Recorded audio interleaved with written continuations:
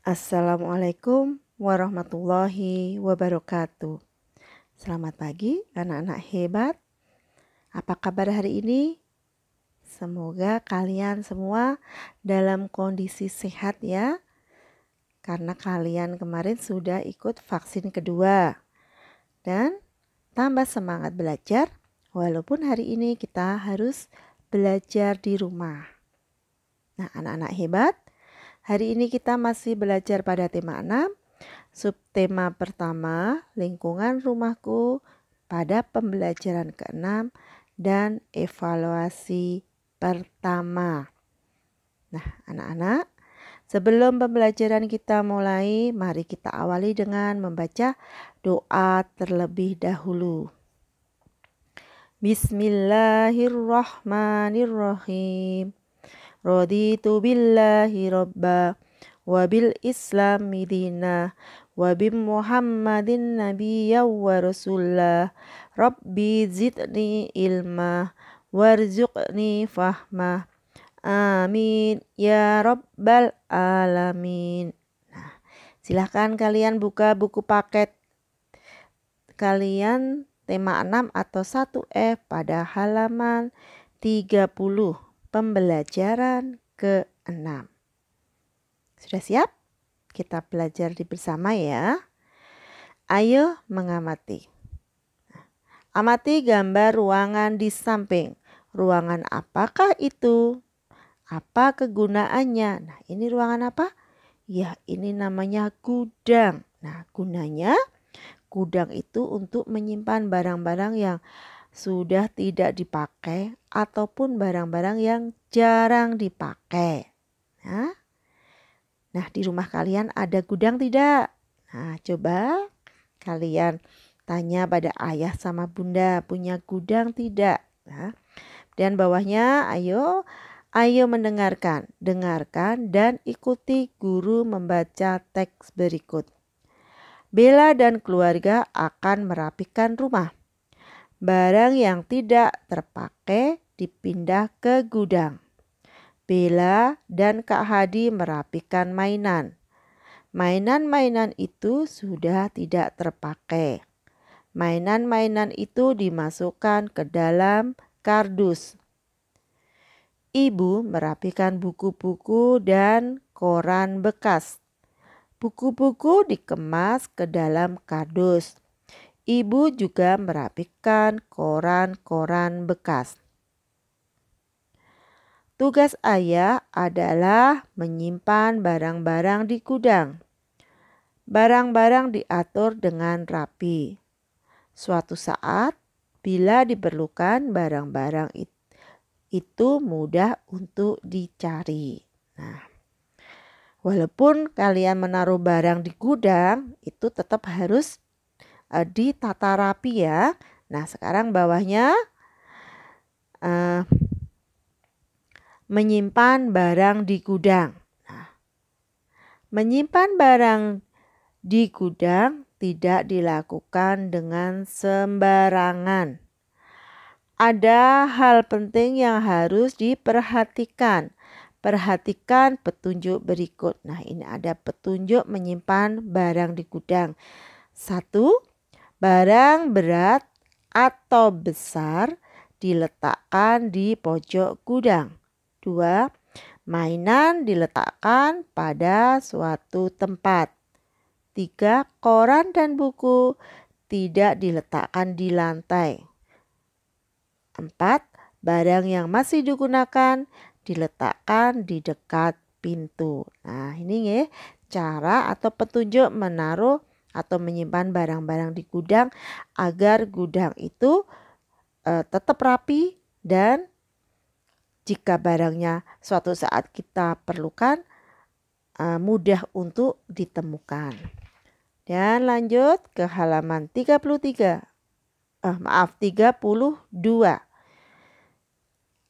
Ayo bercerita. Pernahkah kamu bekerja sama dan saling membantu dengan kakak atau adikmu di rumah? Nah, pernah tidak? Nah, tentunya pernah ya. Dan apa saja yang kamu lakukan? Siapa yang membantu? Siapa yang dibantu? Ayo, kalian pernah membantu kakak atau adik? Nah, tentunya kalian pernah ya. Misal, adik selesai bermain, adik membereskan mainan, kemudian kakak membantu membereskan. Nah, begitu ya. Atau kamu sedang merapikan kamar, kemudian kakak membantu kamu merapikan kamar. Nah, kemudian bawahnya ayo diskusi. Perhatikan gambar di samping. Ayah menerima banyak paket kiriman. Ayah mengangkat paket-paket itu ke dalam rumah. Hari sedang membaca koran anak. Hari tidak mau membantu ayah. Bagaimana menurutmu sikap Hari? Nah, bagaimana? Apakah sikap Hari ini baik? Apakah sikap Hari ini termasuk perbuatan anak soleh? Tidak, Bu Guru. Iya, betul ya. Sikap Hari ini tidak baik dan merupakan perbuatan tidak soleh ya. Seharusnya Hari ini berhenti membaca dan membantu ayah membawa barang-barangnya ke dalam rumah. Nah, demikian juga dengan kalian ya. Kalau misal melihat ayah atau bunda kerepotan membawa barang-barang, kamu melihatnya, nah segera kalian bantu membawakannya. Kemudian bawahnya bagaimana sikapmu? Beri tanda centang untuk perilaku kerjasama di dalam rumah. Nomor 1, membiarkan ayah membersihkan kamar mandi. Nah, ini bukan perilaku kerjasama.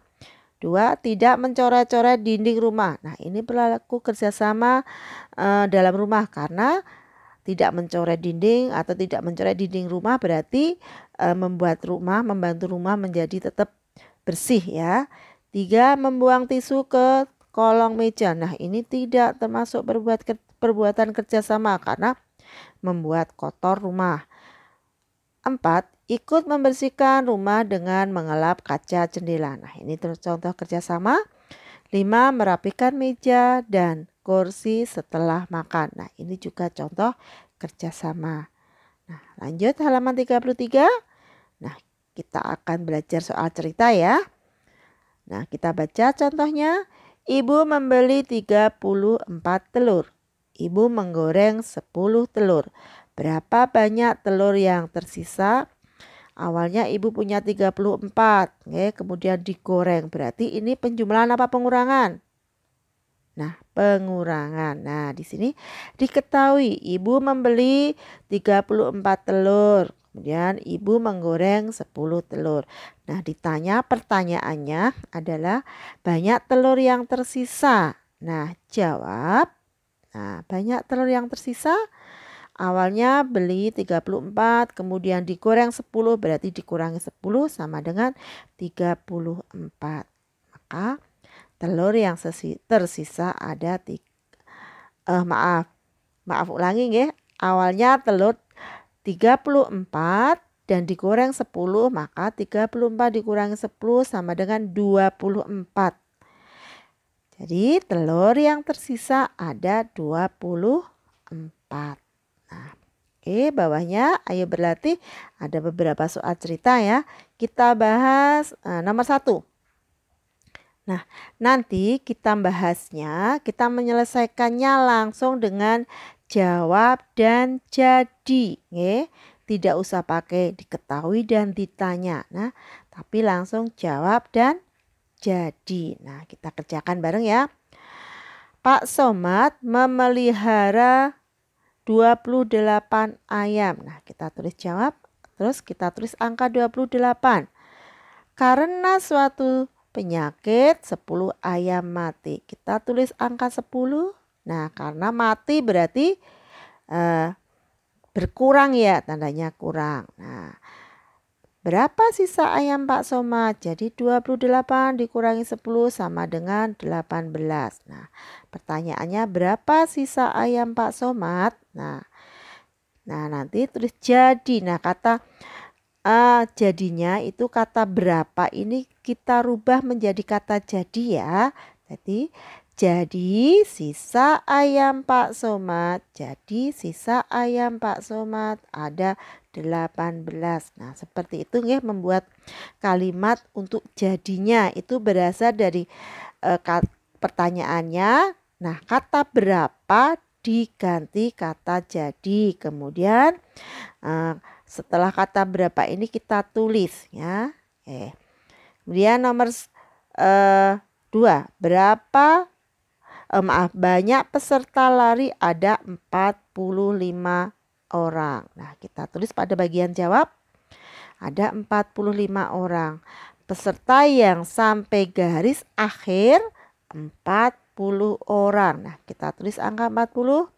Ditanya berapa peserta yang tidak sampai garis akhir. Nah, karena ditanya yang tidak sampai garis akhir maka dikurangi 45 dikurangi 40 sama dengan 5. Jadi peserta yang tidak sampai garis akhir ada 5 orang. Dan nomor 3, pedagang membeli 34 pasang sepatu. Nah, bagian kita tulis jawab, kemudian kita tulis angka 34. Kemudian sepatu yang telah terjual ada 12 pasang. Kita tulis angka 12. Kemudian kita baca pertanyaannya, berapa pasang sepatu yang belum terjual? Nah, berarti ini tandanya kurang. Jadi 34 dikurangi 12 sama dengan 22. Jadi sepatu yang belum terjual ada 22 pasang. Lanjut halaman 34. Soal keempat. Banyak penumpang, banyak penumpang bus ada 48. Nah, kita tulis jawab, kemudian tulis angka 48. Di suatu tempat 15 penumpang turun. Nah, kita tulis angka 15. Berapa banyak penumpang yang tersisa? Nah, awalnya ada 48, kemudian turun 15, berarti dikurangi 48 dikurangi 15 ya. Itu ada 33. Nah, cara menguranginya ya seperti kemarin ya. Yang belakang kurangi belakang. Angka 8 kurangi 5 sama dengan 3. Tulis 3 di belakang. Angka 4 kurangi 1. Kita tulis di bagian depan 3. Nah, hasilnya 3 aja. Jadi banyak penumpang yang tersisa ada 33. Nah, nanti bagian yang sudah kita bahas tadi silahkan kalian salin pada buku paket kalian ya. Kemudian soal yang ke-5, 6, 7, 8, 9, 10. Ini silahkan kalian kerjakan sendiri. Cukup ditulis jawab dan jadinya ya. Kemudian nanti setelah dikerjakan minta tolong Bunda untuk mengirim ke Google Classroom. Nah, setelah kalian selesai mengerjakan soal cerita halaman 34, langsung dilanjutkan kerjakan soal evaluasi halaman 57. Nanti silahkan kalian baca sendiri ya. Baca sendiri 57 dan 58. Kalian baca sendiri. Nah, yang ini yang sudah dikerjakan Bu Farida akan Bu Farida kirim ke grup info kelas. Nanti setelah kalian kerjakan jangan lupa minta tolong Bunda untuk mengoreksinya. Cuma yang dikirim ke Google Classroom hanya soal yang ada di halaman 34. Nah, demikian tadi ya anak-anak untuk pembelajaran ke-6 dan soal evaluasi untuk pembelajaran hari ini ya, hari Jumat tanggal 11. Nanti silahkan kalian ulangi dan kerjakan di buku paket kalian masing-masing. Nah, anak-anak, sebelum kita tutup, Farida mohon maaf jika dalam menjelaskan materi ada salah dan kurangnya. Farida mohon maaf. Mari pembelajaran kita akhiri dengan bacaan Alhamdulillahirabbil alamin. Kemudian Bu Farida ingatkan untuk hafalannya ya, surat sampai surat Al-Humazah. Silahkan kalian ulangi tadarusnya. Nah, nanti biar bisa setor saat masuk sekolah. Nah, terima kasih. Selamat belajar. Wassalamualaikum warahmatullahi wabarakatuh.